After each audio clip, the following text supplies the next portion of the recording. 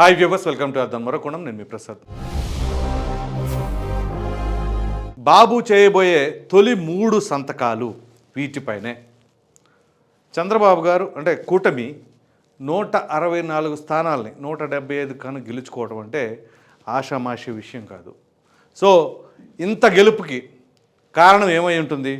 Of course Jaganmohan Reddy గారి పైన అసంతృప్తితో పాటుగా వీరు ఏదైతే హామీలు ఇచ్చారో ఆ హామీలకు సంబంధించి ఒక్కొక్క కేటగిరీ వారు ఒక్కొక్క హామీలను చూసి కంప గుర్తుగా ఓటు వేయటం జరిగింది.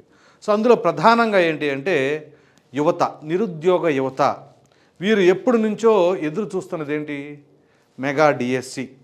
ఏది ఈ మెగా డిఎస్సి అని చెప్పేసి 2018లో అప్పట్లో డిఎస్సి వేసినప్పుడు చంద్రబాబు గారి హయాంలో జగన్మోహన్ రెడ్డి గారు మెగా డిఎస్సి అనే పదాన్ని తెరపైకి తీసుకొచ్చి తన అధికారంలోకి రాగానే వేస్తాను అని చెప్పేసి అంటే సో కొన్ని లక్షల మంది విద్యార్థులు అంటే ఎవరైతే ఆ డిఎస్సికి ప్రిపేర్ అవుతూ ఉన్నారో వారందరూ కూడా గంప గుర్తుగా జగన్మోహన్ రెడ్డి గారికి ఓటేశారు. దేనికని?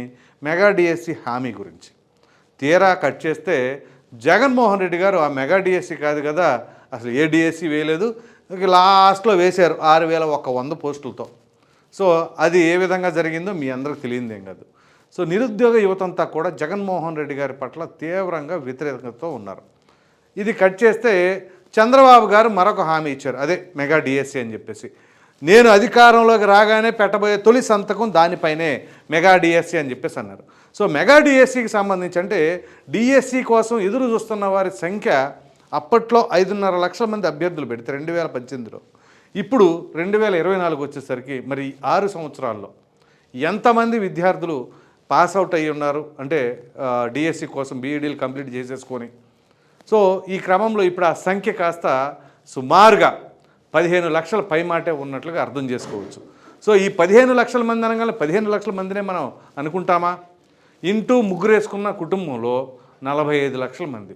సో 45 లక్షల మంది ఏకగ్రీవంగా కూటమి వైపు వేసారా అంటే ఒకవేళ ఒక 10% ఏమైనా జగన్మోహన్ రెడ్డి గారి వైపు ఉండొచ్చు. సో ఆ విధంగా మెజారిటీ శాతం ప్రజలందరూ కూడా నిరుద్యోగ యువత ముఖ్యంగా చంద్రబాబు నాయుడు గారికి లేదా కూటమికి సపోర్ట్ చేశారు. ఇక దాని తర్వాత సో ఖచ్చితంగా ఏదైతే ఈ మెగా డిఎస్సి ఉందో దానిపైన తొలి సంతకం ఉండబోతుంది. ఇక దీంతో పాటుగా మరొక హామీ ఏంటి అంటే పెన్షన్లు, వృద్ధాప్య పెన్షన్లు, వికలాంగుల పెన్షన్లు, వితంతు పెన్షన్లు. ఈ సామాజిక పెన్షన్స్ అనేవి చాలా కీలకం. ముఖ్యంగా జగన్మోహన్ రెడ్డి గారు ఏదైతే వాలంటీర్ వ్యవస్థ ద్వారా ప్రతి గడపకి వాళ్ళ ఇంటికి పంపించి పెన్షన్లు అందించారో సో అటువంటి వారి నుంచి ఓట్లు తెచ్చుకోవడం అంటే ఆషామాషి విషయం కాదు. సో ఆ కేటగిరీ వాళ్ళని అట్రాక్ట్ చేసుకోవడం కోసం చంద్రబాబు నాయుడు గారు 4,000 రూపాయల పెన్షన్ చేస్తానని చెప్పేసి అన్నారు. జగన్మోహన్ రెడ్డి గారు ఏదైతే 2,000 పెన్షన్ ఉన్నదాన్ని 3,000 చేస్తానన్నారో ఆ 3,000 చేయడానికి ఎంతకాలం పట్టింది? ఎన్నికలకి ఒక 2 నెలల ముందు వరకు సమయం తీసుకున్నారు ఆయన. సో లాస్ట్ 2 నెలలు మాత్రమే ఫుల్ ఫ్లెడ్జ్డ్గా 3,000 రూపాయలు వచ్చింది. అంటే 1,000 రూపాయల పెన్షన్ పెంచడానికి 4 దఫాలుగా 5 సంవత్సరాలు ఉపయోగించుకున్నారు. అంటే 250 చొప్పున. సో చంద్రబాబు నాయుడు గారు ఇప్పుడు 3,000 పెన్షన్ 4,000 చేస్తానన్నారు. ఆ 4,000 పెన్షన్ని కూడా సింగిల్ ఇన్స్టాల్మెంట్ అంటే సింగిల్ ఫేజ్లోనే 4,000 చేసేసి ఇవ్వబోతున్నట్లుగా సమాచారం. సో అందుగురించే వృద్ధులు కావచ్చు, వికలాంగులు కావచ్చు, వితంతువులు కావచ్చు 4,000 రూపాయల పెన్షన్ని ఖచ్చితంగా చంద్రబాబు గారు అమలు చేయాలి అనుకుంటున్నారు. ఇది కొంత రిస్కే, ఎందుకంటే ఆర్థికపరమైన అంశాలు, పైగా ఆర్థికంగా మనం చాలా లోటు భర్తీతో ఉన్నాం. ఈ క్రమంలో దాన్నంతా కూడా ఏ విధంగా కవర్ చేస్తారని చాలా కీలకం. పైగా చంద్రబాబు గారిని ఎట్లా నమ్ముతారు, గతంలో ఆయన ఇచ్చిన హామీలను ఎంతవరకు అమలు పరిచారు అని చెప్పేసి మరి అప్పట్లో అధికారంలో ఉన్న వైసీపీ నాయకులు పదే పదే ప్రశ్నించినప్పటికీ సరే ఏది ఏమైనా ప్రజలు మరలా చంద్రబాబు గారిపై నమ్మకం పెట్టుకొని ఖచ్చితంగా ఏదేమైనా బాబు గారిని ఆ కూటమిని గెలిపించుకోవాలి అని అనుకున్నారో దానికి అర్థం పట్టేలాగా ఆ యొక్క సీట్ల సంఖ్య తెలిసిపోతూ ఉంది. సో ఇప్పుడు ఆ హామీలు ఖచ్చితంగా నెరవేర్చుకోవాల్సిన బాధ్యత చంద్రబాబు గారి పైన ఉంది, ఆ కూటమి సభ్యులందరిపైన ఉంటుంది. సో ఈ క్రమంలో ఖచ్చితంగా ఆ 4,000 రూపాయల పెన్షన్ని కూడా రేపు ఆయన అంటే అధికారంలోకి రాగానే అంటే ప్రమాణ స్వీకారం అయిపోగానే సంతకం చేయబోతున్నట్లుగా సమాచారం. ఇక మూడవది ఏంటి? ఇది చాలా కీలకమైన అంశం. నాకున్న సమాచారం మేరకు 2 అంశాలపైన కసరత్తులు జరుగుతున్నాయి. ఒకటి, మహిళలకి ఏదైతే ఉచిత ప్రయాణం ఉంది ఆర్టీసీ బస్సులు అన్నారు చూసారా, అది ఏ మేరకు సాధ్యపడుతుంది, అది కూడా ఇన్స్టెంట్గా అంటే ఇమ్మీడియట్గా సాధ్యపడాలి అంటే దానిపైన కసరత్తు చేయాలి అసలు ముందుగా. కసరత్తు ఏమీ చేయకుండా అసలు ముందు ఎంత లాస్ అవుతుంది, ఏ విధంగా చేయాలి అనేది ఆలోచన లేకుండా ఎన్ని బస్సులు ఉన్నాయి, వాటిలో మహిళల కోసమే కేటాయించే బస్సులు ఏమైనా ఉంటాయా, లేడీస్ స్పెషల్ అని చెప్పేసి, లేదు ఎలా చేస్తారు, ఇదంతా కూడా చాలా పక్కాగా వాళ్ళు ప్లాన్ చేసుకుని చేయాల్సిందే. కానీ ఏదో బ్లైండ్గా ఇవాళ అధికారంలోకి వచ్చామని చెప్పేసి సంతకం పెట్టేసి మహిళలకు ఉచిత ప్రయాణం అని చెప్పేసి పెట్టేస్తే మాత్రం ఆర్థికంగా తీవ్రమైన ఇబ్బందులు ఎదుర్కోవాల్సి వస్తుంది. ఆర్టీసీ మామూలుగానే లాసుల్లో ఉంది. ఈ క్రమంలో ఏదో ఇప్పుడు వీళ్ళు ఇచ్చిన హామీ కోసం కనుక ఇమీడియట్గా అమలు పరిస్తే అది తీవ్రమైన ఇబ్బందులు క్రియేట్ చేస్తుంది ప్రభుత్వానికి అనేది ఎటువంటి సందేహం లేదు. సో ఇది ఇమీడియట్గా సంతకం పెట్టే అవకాశం అయితే చాలా చాలా ఛాన్సెస్ తక్కువగా ఉన్నాయి. సో ఇది కాకుండా ఆ మూడో సంతకం ఏమై ఉండొచ్చు అని అంటే, ఏదైతే ఎన్నికలకి లాస్ట్ 10 నుంచి 15 రోజుల్లో కీలకంగా వ్యవహరించిన ఏదైనా అంశం ఉంది అంటే ల్యాండ్ టైటిలింగ్ యాక్ట్. అది ల్యాండ్ టైటిలింగ్ యాక్ట్ కాదు, ల్యాండ్ గ్రాబింగ్ యాక్ట్గా జగన్మోహన్ రెడ్డి గారు తీసుకొచ్చారు అని చెప్పేసి కూటమి తరపున ఉన్న నాయకులందరూ కూడా ఒకే ఒక నినాదం అన్నట్లుగా అదే తీసుకెళ్లారు. సో అసలు ఆంధ్రప్రదేశ్లో 82% వరకు ఓటింగ్ పర్సంటేజ్ నమోదయ్యింది అంటే దానికి ఈ ల్యాండ్ టైటిలింగ్ యాక్ట్ అనేది యాడెడ్ అడ్వాంటేజ్. అంటే ప్రజలందరూ కూడా స్వచ్ఛందంగా వారు ఎక్కడెక్కడ ఉన్నా కానీ వాళ్ళ గ్రామాలకు వెళ్ళి ఓటు వేయటానికి గంటల తరబడి క్యూ లైన్లో నుంచొని, అది ఎండో వానో ఏదైనా సరే, మేము మా ఊరు వెళ్ళాలా, ఓటు వేయాలా, మా ఆస్తులు మేము రక్షించుకోవాలా అనే నినాదం ప్రజలకు బాగా వెళ్ళింది. సో అందు గురించే ఎక్కువ ఓటింగ్ పర్సంటేజ్ నమోదైంది.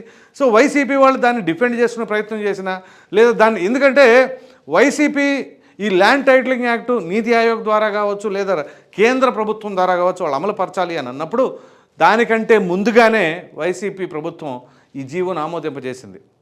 ఇప్పుడు కాదు, 2019లోనే. సో దాని గురించి స్పెషల్గా మాట్లాడడం ఇంకా టైం పడుతుంది. అయితే వాళ్ళు అంత ముందుగానే ఆమోదింపజేసి ఆ తర్వాత కేంద్ర ప్రభుత్వం నీతి ఆయోగ్ పరిశీలించమన్నారు. పరిశీలించి ఎంతవరకు సాధ్యపడుతుంది, కరెక్టా కాదా అది చూస్ చేసుకోమంటే లేదు కేంద్ర ప్రభుత్వం పెట్టింది అని చెప్పేసి అంటా ఉన్నారు. సో కానీ ప్రజల్లోకి మాత్రం ప్రతిపక్షాలు చాలా బలంగా తీసుకెళ్ళి మీ ఆస్తులను మీరు రక్షించుకోవాల్సిందే, ఈ ల్యాండ్ టైటిలింగ్ యాక్ట్ కాదు, మేము అధికారంలో రాగానే దాన్ని రద్దు చేస్తాము, పాత చట్టం ఎలా ఉందో అలాగే చేస్తాము అని చెప్పేసి చంద్రబాబు నాయుడు గారు హామీ ఇవ్వటం. సో ఇది చేయడం కొంత ఈజీగా ఉంటుంది. సో ఈ క్రమంలో ఇప్పుడు ల్యాండ్ టైటిలింగ్ యాక్ట్ అనేది మాత్రం ఖచ్చితంగా మూడో సంతకంగా ఉండబోతుంది అనేది అయితే మాత్రం చాలా చాలా కీలకం కాబోతుంది. ఖచ్చితంగా అదే జరుగుతానికి కూడా ఆస్కారం ఉంది అన్నట్లుగా అభిప్రాయపడుతూ ఉన్నారు రాజకీయ విశ్లేషకులు. సో ఓవరాల్గా ఇక్కడ మనం మాట్లాడుకోవాల్సి వస్తే చంద్రబాబు గారు ఏదైతే మరి హామీలు ఇచ్చారో ఆ హామీలను నెరవేర్చుకోవాలి. ఎందుకంటే చంద్రబాబు గారు సాధారణంగా హామీలను నెరవేర్చాలి అంటే కొంచెం సమయం తీసుకుంటూ ఉంటారు. మీరు గత ట్రాక్ రికార్డ్ తీసుకున్నట్లయితే ఉదాహరణకు అన్న క్యాంటీన్లు తీసుకోండి. 2018 లాస్ట్ 6 నెలల ముందు, అంటే 2019 ఎన్నికలకు ఒక 6 నెలలు 10 నెలల ముందు మాత్రం దాన్ని అమలుపరిచారు. సో అట్లా ఆయన ఏంటంటే సంక్షేమ పథకాల కంటే కూడా డెవలప్మెంట్ యాక్టివిటీస్ వైపే ఎక్కువ మొగ్గు చూపుతారు. సో ఆ డెవలప్మెంట్కి ఉన్న వాల్యూ ఏంటి అనేది జగన్మోహన్ రెడ్డి గారు వచ్చిన తర్వాత అర్థమైంది ప్రజలకి. అప్పుడు దాకా కూడా ఆ డెవలప్మెంట్కి సంబంధించిన వ్యవహారం పెద్దగా ఎవరు పట్టించుకోవాలి. ఒక్కసారిగా జగన్మోహన్ రెడ్డి గారు ఎప్పుడైతే సంక్షేమ పథకాల మీదే ఉన్నారో, అమ్మో డెవలప్మెంట్ లేకపోతే రాష్ట్రం ఎంత వెనకబడిపోతుందా, ఎంత అప్పుల పాలైపోతుందా అనేది ప్రత్యక్షంగా జగన్మోహన్ రెడ్డి గారి పరిపాలనలో చూశారు. కాబట్టి బాబు గారు రావాల్సిందే, ఈ ఉచితాలు ఇవన్నీ ప్రక్కన పెట్టండి, ముందుగా ఏంటి అంటే దాడులు, ప్రజాస్వామ్యం ఇదంతా కూడా ఒక సిస్టమేటిక్గా ఉండాలి. అలా కాకుండా గందరగోళంగా ఉంటే ఇదిగో రాష్ట్రం ఇట్లాగే ఉంటుంది, అలా కాదు ఇదంతా గాడిలో పెట్టాలంటే బాబు మాత్రమే ఉండాలి అనేది ప్రజల్లోకి బలంగా వెళ్ళింది. దీని అంతకు గల కారణం జగన్మోహన్ రెడ్డి గారి పరిపాలన కనబడేసరికి ఖచ్చితంగా బాబు గారు రావాల్సిందని ప్రజలు బలంగా నమ్మారు. సో అఫ్కోర్స్ వీళ్ళు రిస్క్ ఎందుకు తీసుకోవాలి అని చెప్పి సంక్షేమ పథకాలు కొన్ని యాడ్ చేశారనుకోండి. ఆ సంక్షేమ పథకాలు అంటే ఆర్టీసీ ఉచిత ప్రయాణం, గ్యాస్ సిలిండర్లు ఇవి ఉన్నా లేకపోయినా కానీ ఖచ్చితంగా ప్రభుత్వం అయితే మారేది అని చెప్పేసి మరి కొంతమంది రాజకీయ విశ్లేషకులు అభిప్రాయపడుతున్నారు. సో ఓవరాల్గా ఇక్కడ మనం మాట్లాడుకోవాల్సి వస్తే ఖచ్చితంగా రేపు బాబు గారు ప్రమాణ స్వీకారం రోజున 3 ఖచ్చితంగా సంతకాలు చేయబోతున్నారు. ఒకటి మెగా డిఎస్సి, 2 పెన్షన్లకు సంబంధించిన వ్యవహారం, 3 ల్యాండ్ టైటిలింగ్ యాక్ట్ అని మాత్రం ఖచ్చితంగా చెప్పుకోవచ్చు. ఇది మొత్తానికి పరిస్థితి. ఈ వీడియో కనుక మీకు నచ్చినట్లయితే లైక్ చేయండి, షేర్ చేయండి. అదేవిధంగా బాబు గారు చేయబోయే తొలి 3 సంతకాలు వీటిపైన అన్నదానిపైన మీ విలువైన ప్రయాణం కామెంట్ రూపంలో ఖచ్చితంగా తెలియజేయండి. మరిన్ని వీడియోస్ కోసం మన ఆదాయం ఛానల్ని సబ్స్క్రైబ్ చేయడం మాత్రం మర్చిపోకండి. Thank you.